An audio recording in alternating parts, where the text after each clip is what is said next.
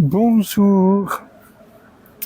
Alors il y a peu, une nouvelle amie m'a fait part de sa conviction qu'il fallait d'abord traiter les émotions avant de prétendre à l'éveil ou à une voie spirituelle incarnée. Je trahis peut-être un peu, mais pas plus que ça. C'est un débat très très ancien entre faut-il d'abord nettoyer les émotions, les résoudre, s'en libérer, enfin faire face en tout cas, ou peut-on directement euh, entrer dans une voie d'éveil? Alors, ceux qui sont habitués à ma chaîne connaissent ma réponse. C'est la première, c'est que si on entre dans un travail sur les émotions, c'est un puits sans fond. Ça n'aura jamais de fin. Surtout aujourd'hui qu'on s'approprie des croyances venues d'ailleurs, comme la réincarnation. Donc quand on en aura fini éventuellement avec les émotions de cette vie, on en trouvera des résidus, des traumas de vie précédente. C'est interminable. Donc il n'y a jamais de fin à ça. On peut passer sa vie entière, même très longue, à rester là-dedans, scotché là-dedans, prisonnier là-dedans. L'autre possibilité, il y en a peut-être d'autres encore, mais l'autre possibilité, celle que moi je tente de partager en tout cas, c'est l'écoute non impliquée. C'est-à-dire qu'au sein de l'écoute non impliquée, on ne fuit pas les émotions, on ne les évite pas, on ne les conteste pas. On les accueille quasiment comme des vieilles amies qu'on aime, vous voyez? Mais on ne les retient pas. On ne les laisse pas s'installer, mais on les laisse se manifester, on s'en occupe pas. Et pour certaines personnes, c'est très difficile parce qu'elles sont complètement identifiées à moi-je, et donc à ses émotions, ses sensations, ses pensées, etc. Son histoire personnelle et tout le bazar. La clé de l'écoute non impliquée, c'est sans contester l'existence du personnage imaginaire moi-je, puisqu'on vit avec tout au long du temps de vie qui nous est imparti, avec plus ou moins d'identification, ce qui fait la différence.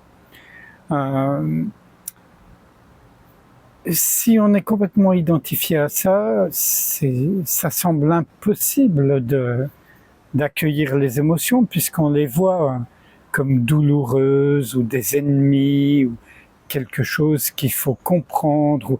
Il y a une lutte qui s'installe, même subtile, il y a une lutte. Je dois accepter mes émotions, ça c'est une lutte. Je dois me libérer de mes émotions, c'en est une autre, etc., etc. Dans l'écoute non impliquée, il n'y a pas de lutte parce qu'il y a couverture. Tout ce qui se présente est le bienvenu. Absolument tout ce qui se présente est le bienvenu. Comme le ciel accueille les nuages, les oiseaux, mais même les avions et tout le reste. Vous voyez ? Il n'en est pas affecté jusqu'à preuve du contraire. Il reste immense, non concerné. Donc, ce que je propose vraiment, c'est cet accueil. C'est d'être ouverture. Quand on est ouverture, ça implique non pas de mettre sous le tapis, mais de laisser de côté moi, je et toutes ces histoires. C'est-à-dire que c'est toujours là, mais on ne l'alimente pas. On arrête d'alimenter moi, mon histoire, mes traumas, etc. Vous voyez ? Ils seront peut-être là quand même, mais on ne les alimente pas. On ne les alimente pas ni en tentant de les retenir pour les comprendre, par exemple, ni en tentant de s'en débarrasser, ni même de les modifier. On accueille tout ce qui se présente, parce qu'en réalité, on n'est pas ce petit individu limité, identifié. On est l'immensité, l'ouverture, l'espace infiniment ouvert qui peut tout accueillir en son sein. Et là, pour clore le chapitre, je vous invite à une toute petite séance ensemble.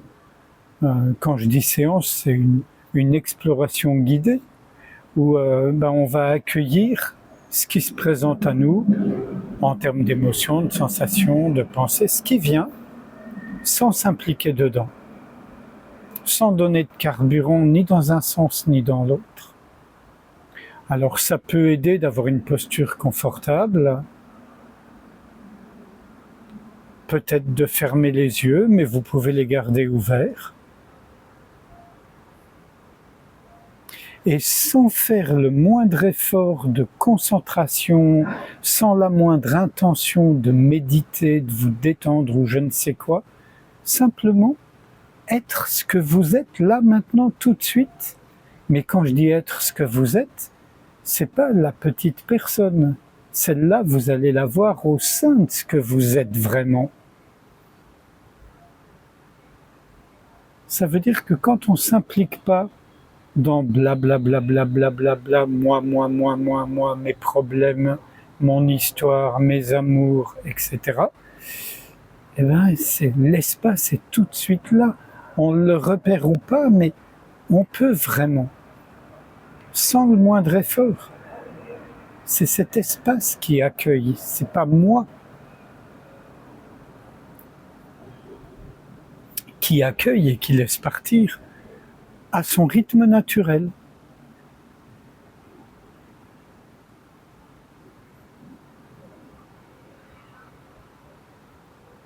Si une émotion survient, on en a conscience, on peut ressentir dans son corps les effets, sans se figer dessus, sans se focaliser dessus. Et si on se rend compte qu'on est en train d'élaborer une stratégie pour y faire face ou pour s'en débarrasser, ou pour la transformer, on en a conscience, mais on fait rien pour que ça change. C'est pas une mauvaise route, c'est ce qui est là maintenant. Et c'est ce qui est là maintenant qu'on accueille. C'est pas ce qui devrait être selon nous.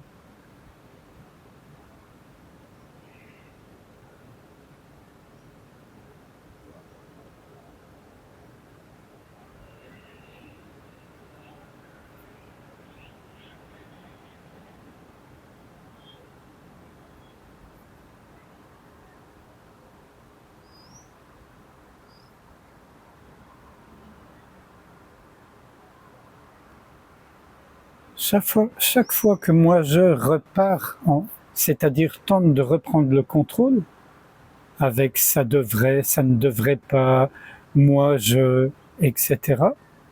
Ok, on l'accueille mais on ne l'alimente pas, on ne lui accorde pas de crédit. Ça prendra le temps qu'il faut, ça peut être soudain ou lent, mais ça va s'estomper, s'affaisser. On va avoir de plus en plus de moments de véritable liberté, c'est-à-dire d'espace infiniment ouvert. Et c'est source de joie. Quoi qu'on puisse vivre en tant qu'être humain, quelles que soient les circonstances, les difficultés,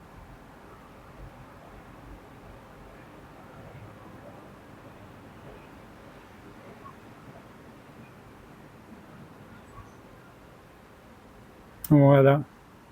Je vous remercie.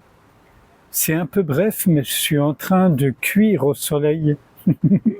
Voilà. Alors j'ai beau accueillir, je suis en train de fondre. À bientôt, je vous remercie.